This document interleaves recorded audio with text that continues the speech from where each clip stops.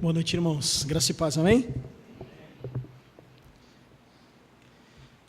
Me peguei pensando sobre a ceia e pensando, sobre o que falar, até porque todo mês nós repetimos esse memorial, repetimos esse mandamento que Jesus, um dos dois sacramentos que Jesus deixou para nós, a ceia e o batismo, e todo mês, uma vez por mês, nós repetimos isso. Eu fiquei me pegando então sobre o que falar, e me peguei lendo Marcos 14, o momento de Jesus ali com seus discípulos, e eu te convido a abrir Marcos 14 junto comigo, iniciando no versículo 12.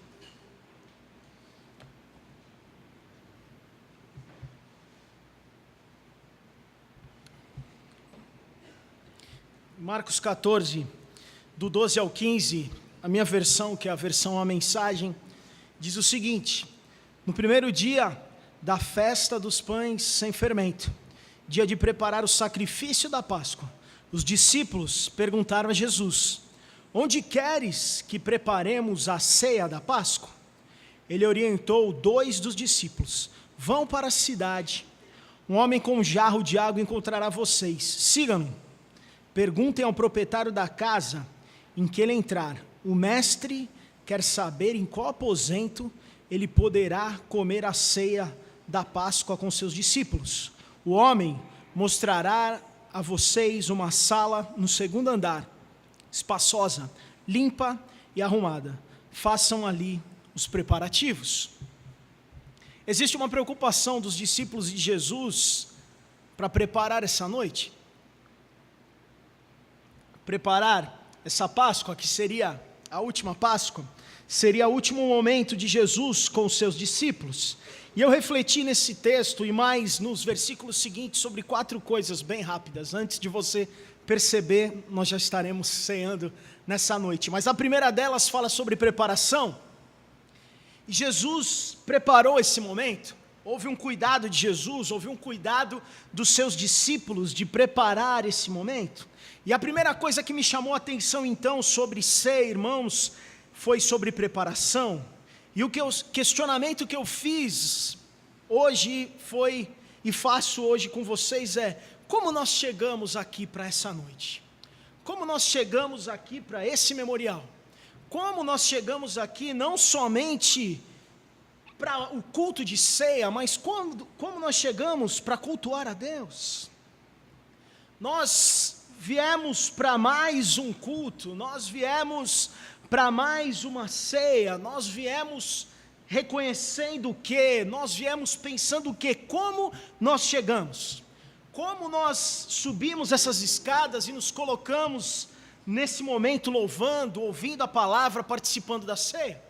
A Luciane pediu para que nós pudéssemos imaginar a terra, olhar o universo, olhar a terra lá de cima. E quando nós fazemos isso, irmãos, nós vemos a grandeza do nosso Criador, nós vemos um Deus que é grande, um Deus que é poderoso, um Deus que é santo, um Deus que faz dessa última ceia uma lembrança, para que no momento que Ele compartilha o pão e compartilha o cálice, como nós vamos fazer nessa noite, isso traz para nós a memória de um Deus que mandou seu único Filho para morrer por nós. Como nós chegamos?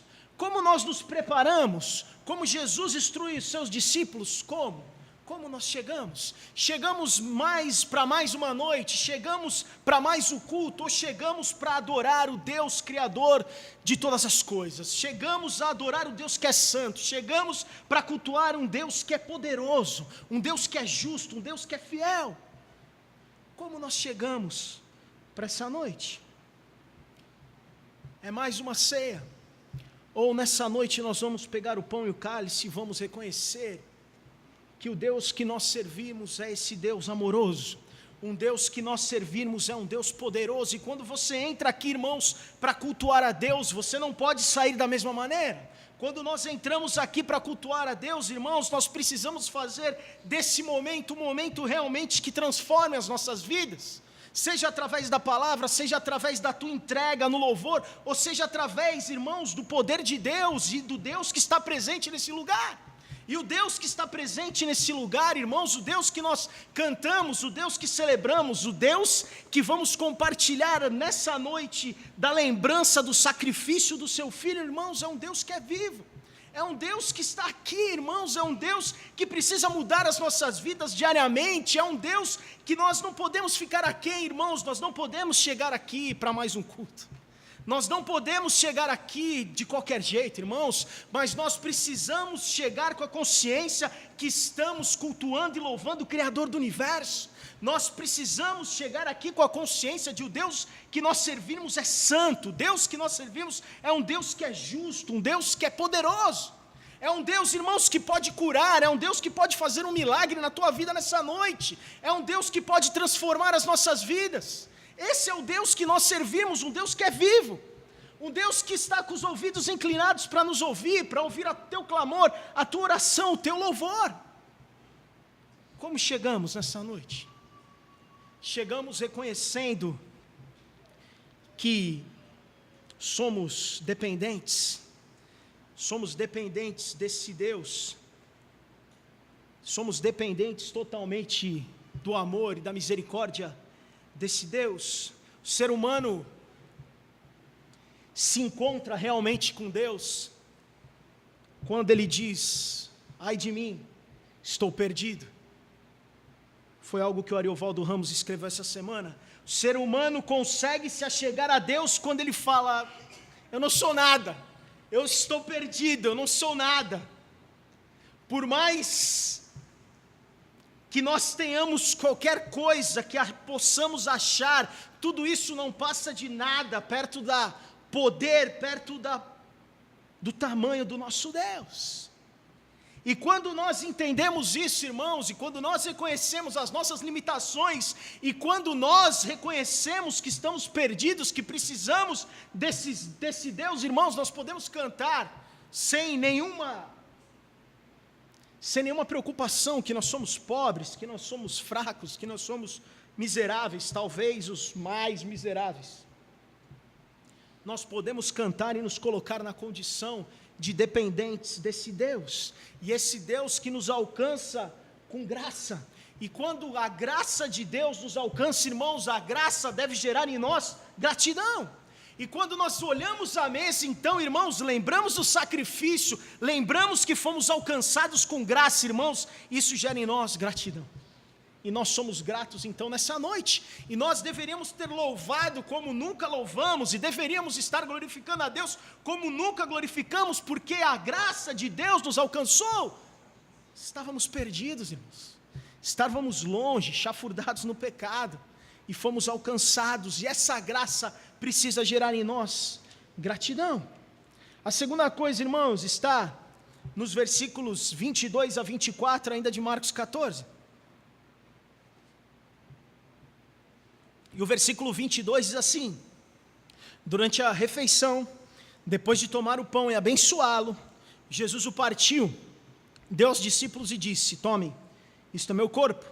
Tomando o cálice, dando graças a Deus, entregou a eles também, todos beberam. Ele disse: isto é meu sangue, a nova aliança de Deus, derramado em favor de muitos. No versículo 22, Jesus faz três coisas, irmãos. Ele toma o pão, ele abençoa e depois ele parte. E quando Deus toma o pão, irmãos, quando Deus toma o pão de alguma maneira para abençoar aquele pão e depois partir, eu fiquei olhando esse texto, irmãos, e fiquei imaginando da maneira que nós, como eu disse, chegamos nessa noite. E quando nós pensamos muitas vezes, irmãos, que na nossa condição de falhos, na nossa condição de pecadores, irmãos, Deus poderia até, e pela sua justiça, Ele deveria até nos matar. Nós éramos escravos do pecado, nós continuamos vivendo no pecado, e a paga para esse pecado é a morte. A paga para o pecado é a morte. E quando nós olhamos que, além disso, além de nós, ao invés, na verdade, de nós sermos mortos, o que Deus oferece é perdão. Deus toma o nosso pecado, as nossas dificuldades e troca isso por perdão, irmãos, é motivo mais uma vez de que nós que a gente possa agradecer. E Jesus faz isso com o seu traidor na mesa. Jesus faz isso com Judas naquela mesa. Ele podia ter aniquilado Judas, ainda assim, irmãos, ele oferece a mesma graça para Pedro, para João, oferece para Judas. Antes ele lava os pés de todos, naquele momento ele molha o pão, um sinal de maior honra naquela época, e dá para o seu traidor, para Judas. Ele toma o que somos, irmãos, as nossas dificuldades, as nossas falhas, tudo aquilo que nós temos que muitas vezes nos faz ficar aquém de Deus, e nos devolve graça. E essa graça então, irmãos, gera em nós gratidão. Depois que ele toma o pão, irmãos, ele faz a segunda coisa, nesse versículo 22, ele abençoa. E quando ele abençoa esse pão, irmãos, é como se algo nas nossas vidas pudesse ser abençoado e pudesse ser transformado, porque não há nada em nós, irmãos, não há nada em nós, em mim e você, que não possa ser transformado pelo poder de Deus. Não há nada em nós que possa ser convertido pelo poder de Deus. E aí, irmãos, eu e alguns irmãos aqui que devem lembrar do exemplo que nós vimos na quarta-feira, na missão, na entrega do Neil Barreto, sobre ser abençoado, que foi o que mais me marcou nessa quarta-feira que nós tivemos aqui, vendo um pouco sobre esse congresso. E ele estava falando sobre o que é ser abençoado, e eu vou tentar replicar o exemplo que ele deu, mas ele disse o seguinte: digamos que eu tenha sede, e eu oro a Deus e peço para Deus água, para que eu possa matar a minha sede. E eu oro e peço para Deus: Deus, eu preciso de água, eu quero água, eu preciso de água, e Deus manda a água. E quando Deus manda a água, você, obrigado Deus, eu recebi a água, e você bebe a água, como prova de que você recebeu aquilo. E aí muitas vezes nós achamos que, porque recebemos aquilo que nós pedimos para Deus, nós somos abençoados. E na verdade, Neil Barreto fala o seguinte: não, nós não somos abençoados nesse momento. Nós éramos sedentos e agora nós somos dessedentados. Nós não temos mais sede, nós ainda não somos abençoados. Nós recebemos o que Deus deu para nós, nós pedimos água, recebemos água, e quando nós tomamos a água, nós deixamos de ter sede. Nós nos tornamos abençoados quando eu vejo que o Paulo também tem sede, eu compartilho a água que eu recebi com o Paulo. E quando eu compartilho a água que eu recebi com o Paulo, aí sim eu me torno abençoado. Quando eu compartilho a bênção, eu me torno abençoado. Eu me torno abençoado então quando eu compartilho a bênção. E quando Jesus abençoa aquele pão, e quando nós nos achamos, irmãos, ou de alguma maneira nós somos abençoados, é quando nós podemos compartilhar aquilo que temos recebido de Deus. E hoje você tem a oportunidade de pegar o pão e trocar o cálice, você tem a oportunidade de abençoar um irmão, você tem a oportunidade de dar uma palavra de conforto, um abraço, você tem oportunidade de orar por alguém nessa noite e abençoar alguém. Agora somos, irmãos, abençoados quando nós compartilhamos a bênção. Quando nós compartilhamos a bênção, nós nos tornamos abençoados. É isso que acontece, e é isso, irmãos, que nós precisamos entender, e é um pouco disso que fazemos essa noite, é um pouco disso que é ser cristão, que é viver a vida de Cristo, e é estar em comunidade, irmãos. E Jesus estava ali, e ele era alguém que deveria ser servido, e ele estava naquela mesa, tomando, abençoando e partindo e servindo, e até, irmãos, os 45 do segundo tempo, Jesus viveu servindo. Nos tornamos abençoados quando compartilhamos a bênção. E a terceira coisa que Jesus faz no versículo 22, e a quarta coisa que me chamou a atenção nesse texto, fala sobre partir. Quando a graça de Deus se manifesta nas nossas vidas, ela doa-se para repartir o pouco que nós temos.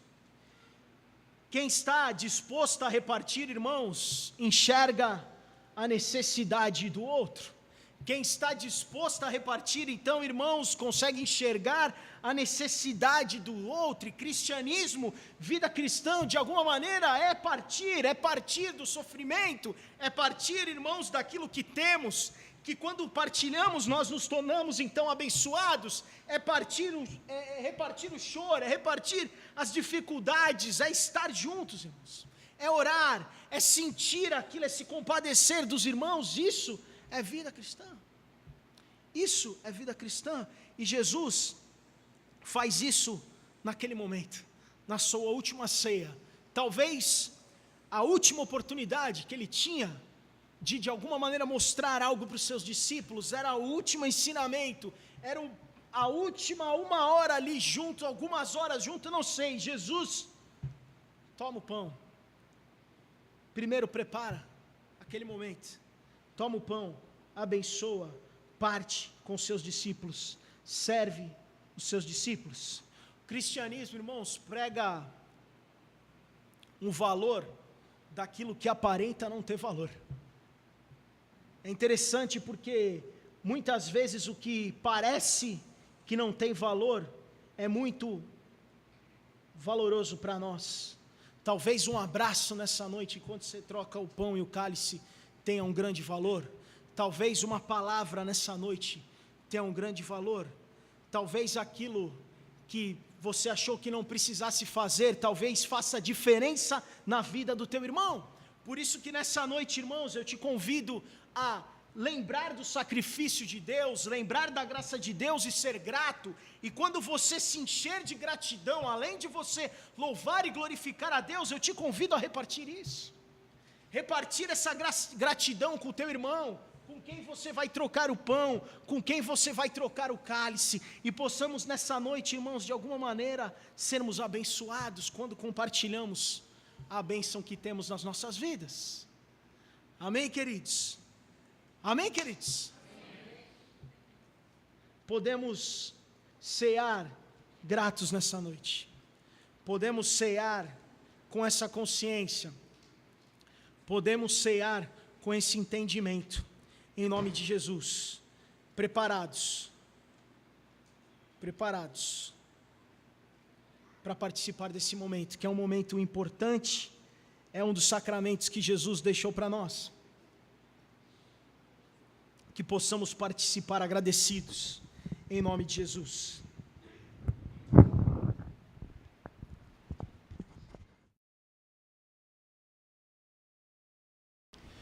Primeira Coríntios 11, versículo 23, Paulo está dizendo o seguinte: permitam-me recordar a vocês o que acontece na ceia do Senhor, e porque ela é de importância fundamental. Recebi instruções do próprio Senhor e as transmiti a vocês. O Senhor Jesus, na noite que foi traído, tomou o pão, depois de dar graças, ele o partiu e disse: está o meu corpo, partido por vocês, façam isso para se lembrarem de mim. Depois da ceia, ele fez o mesmo com o cálice. Este cálice é meu sangue, minha nova aliança com vocês. Toda vez que beberem deste cálice, lembre-se de mim. O que vocês precisam entender é que toda vez que comem esse pão e bebem desse cálice, estão revivendo em palavras e ações a morte do Senhor, e repetirão esse ato até que o Senhor retorne. Vocês não devem permitir que o costume anule a reverência. Quem come o pão ou bebe do cálice do Senhor de modo desrespeituoso é como a multidão que zombou do Senhor e cuspiu nele no momento de sua morte. Vocês querem tomar parte nessa lembrança? Examinem-se suas motivações, testem o coração e venham para a ceia com santo temor.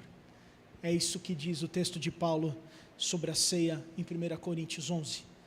Vamos nos examinar nessa noite, entender a graça de Deus e comer e participar com gratidão. Amém, queridos? Comer e participar glorificando o nome do Senhor, que morreu por nós naquela cruz. E quem pode participar desse momento? Entendemos que aqueles que já aceitaram Jesus como seu único e suficiente Salvador podem participar. Entendemos que depois que a pessoa aceita Jesus como seu único e suficiente Salvador, o segundo passo é reconhecer publicamente que faz parte da família de Deus. Isso acontece através do batismo. Então entendemos que a pessoa precisa aceitar a Jesus, ser batizada. E a terceira coisa, quando a pessoa se batiza, ela está externalizando que faz parte da família de Deus e parte de alguma comunidade, de uma comunidade local, de uma igreja. E entendemos que essa pessoa, por ser um momento de comunhão, precisa estar ligada com alguma igreja. Então, se você reconheceu Jesus como seu Salvador, foi batizado e está em comunhão com essa igreja ou com qualquer igreja, você é convidado a participar conosco nessa noite. Amém, queridos?